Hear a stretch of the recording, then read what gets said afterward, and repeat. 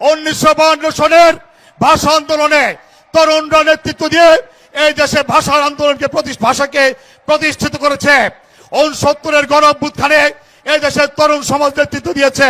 71-এর মুক্তিযুদ্ধে শহীদ রাষ্ট্রপতি জিয়াউর রহমান, তৎকালীন মেজর জিয়াউর রহমানের স্বাধীনতা ঘোষণার মাধ্যমে এই দেশের তরুণ ছাত্র সমাজ যুদ্ধ করে দেশ স্বাধীন করেছে।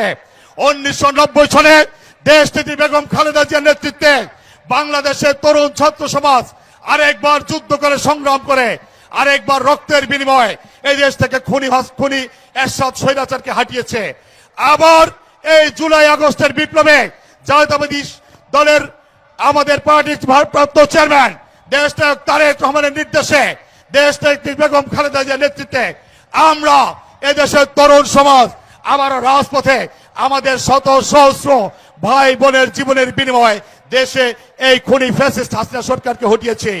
জীবনের শেষ বিন্দু রক্তবিন্দু দিয়ে হলেও প্রয়োজনে আবারও আমাদের নেতা দেশনায়ক তারেক রহমানের নির্দেশে সর্বোচ্চ ত্যাগ স্বীকারে আমরা তরুণ সমাজ প্রস্তুত বাংলাদেশের স্বাধীনতা সার্বভৌমত্ব রক্ষার জন্য, গণতন্ত্র পুনরুদ্ধারের জন্য, অবিলম্বে নির্বাচনের জন্য আমরা আবারও দেশনায়ক তারেক রহমানের নির্দেশে রাজপথের সংগ্রামের জন্য প্রস্তুত রয়েছে ইনশাআল্লাহ।